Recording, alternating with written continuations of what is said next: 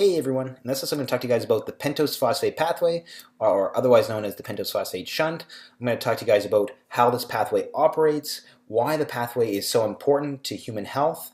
I'm also going to tell you guys about some of the regulation of the pathway, which tissues tend to use this pathway the most, and finally I'm going to talk to you guys about some problems that can occur if this pathway doesn't operate correctly, and I'm going to show you some examples or tell you some examples of some human health conditions that can occur if this pathway doesn't operate correctly.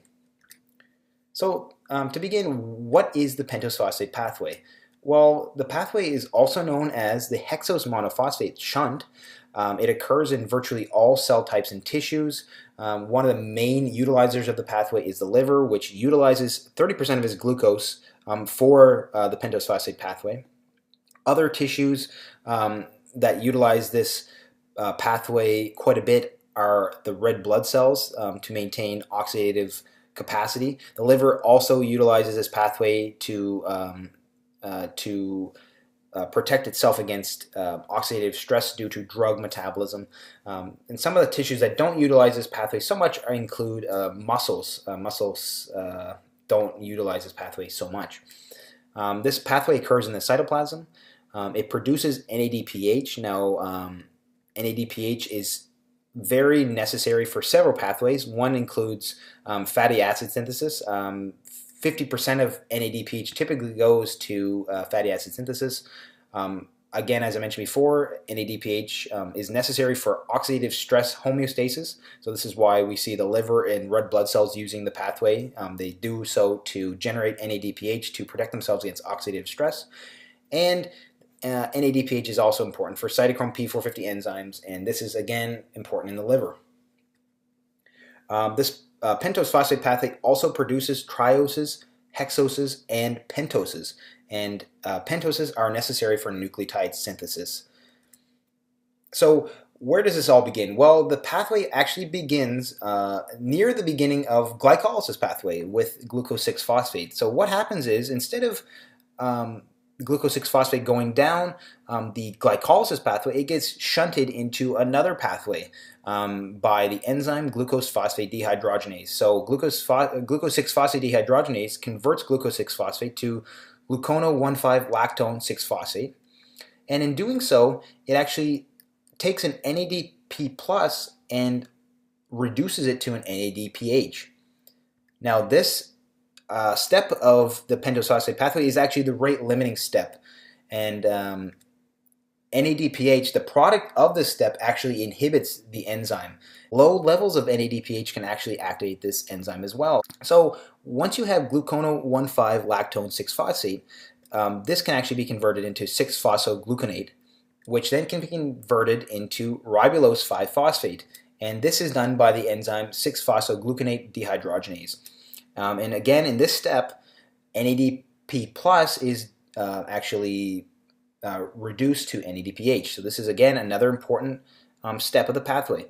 So for this pathway, guys, I want you to remember that the first and the third step of the pathway are the ones that generate NADPH. And I want you guys to try to remember these two enzymes.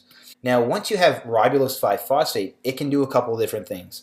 One, it can actually get converted to xylulose 5-phosphate by ribulose phosphate 3 epimerase, and then the xylulose 5-phosphate can actually be redirected back into the glycolysis pathway by getting converted into fructose 6-phosphate by transketolase.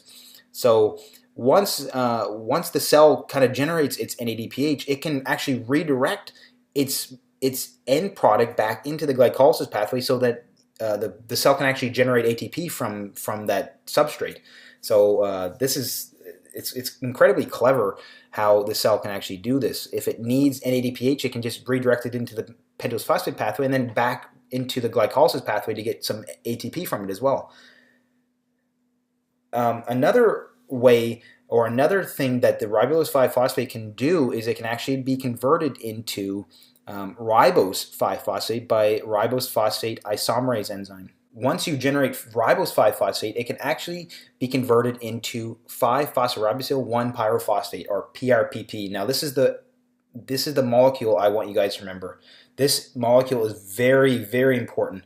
in medicine, and we always want to know this because this molecule can be directed into pyrimidine or purine synthesis. So this is the molecule that really determines pyrimidine and purine synthesis for cells. So PRPP, remember that, guys, 5-phosphoribosyl 1-pyrophosphate.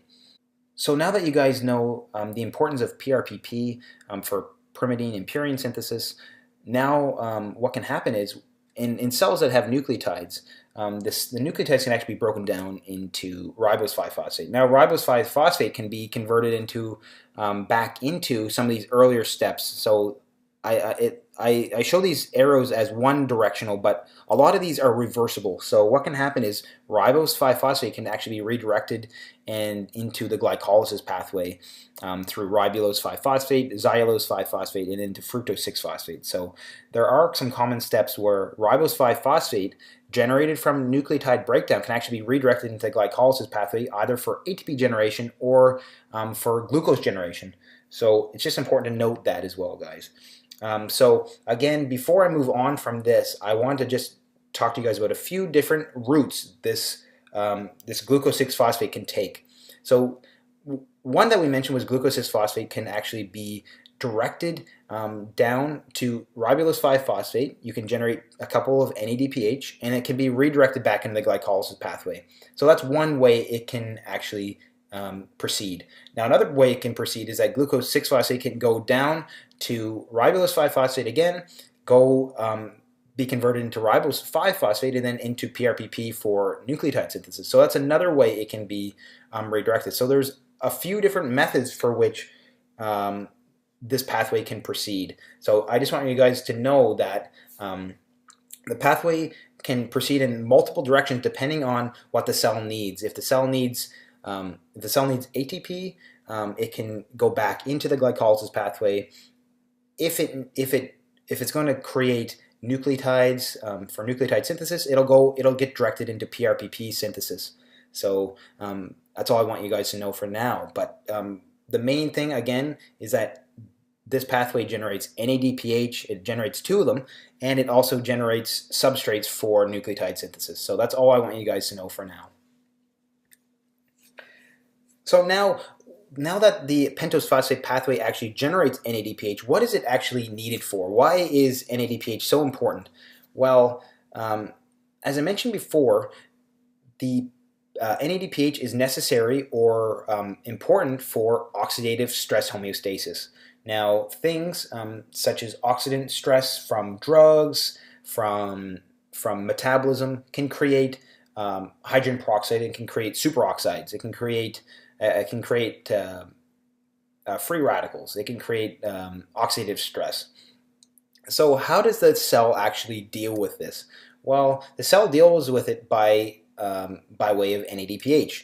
Now, NADPH, once it's generated from the pentose phosphate pathway, can actually be utilized by an enzyme known as glutathione reductase. So glutathione reductase actually oxidizes the NADPH to NADP+, and in the meantime it'll actually reduce oxidized glutathione into reduced glutathione. Now once the cell has reduced glutathione, it can take the glutathione and utilize it via the enzyme glutathione peroxidase.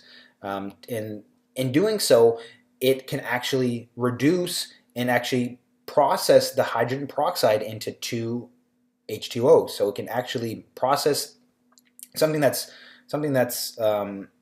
potentially dangerous and toxic to the cell into something that's not. So it can convert hydrogen peroxide into 2 water molecules. So this is the way a cell typically can actually reduce a lot of its oxidative stress by this mechanism. So this mechanism is very important, particularly in erythrocytes or red blood cells. So I just want you to remember that, guys. This pathway is critical for erythrocytes. So now moving on to some of the problems that can happen if this enzyme or this pathway is malfunctional. And now one of the major malfunctions of this pathway is actually in its first step, in its first enzyme. So a deficiency of glucose 6-phosphate dehydrogenase can actually occur. So remember, as I mentioned before, glucose 6-phosphate dehydrogenase is the first rate-limiting step of the pentose phosphate pathway. And in fact, this deficiency is so prevalent that it's one of the most prevalent genetic disorders in the world. 7.5% of the world population is actually deficient in this enzyme. Some areas of Africa are up to 35% prevalent, or up to 35% of the population in certain parts of Africa are actually deficient in this enzyme. And there are some theories about why this is. It could be that it being deficient in this enzyme could be protective against malaria. And this deficiency is an X-linked recessive inheritance. So typically males are the most affected by this, this deficiency. So being deficient in this enzyme may cause a few different syndromes or symptoms. One of them is hemolytic anemia. So as I mentioned before, erythrocytes depend critically on the pentose phosphate pathway for NADPH generation and oxidative stress capacity. And hemolytic anemia can occur after several different things. It can occur after ingestion of anti-malaria medications. It can occur after eating some fava beans. The condition is called favism. It's just any type of abnormal stress that can occur on the cell can actually cause a hemolytic anemia because the cells are a little more sensitive because they are deficient in this enzyme. And this may also cause neonatal hyperbilirubinemia or neonatal jaundice. Now, there's a physiological jaundice in neonatal period which is normal. There is neonatal jaundice which is normal. It's called physiologic jaundice, and that occurs between 2 to 3 days of birth, or 2 to 3 days of age. Now, if the baby is becoming jaundiced within the first 24 hours of birth, then you may want to check to see if this enzyme is deficient or not. So that is some of the main causes. Could be due to glucose 6-phosphate dehydrogenase deficiency. Anyways, guys, that was a quick video on the pentose phosphate pathway. I hope you guys found this video helpful. If you did, please like and subscribe for more videos like this one. And as always, thank you so much for watching and have a great day.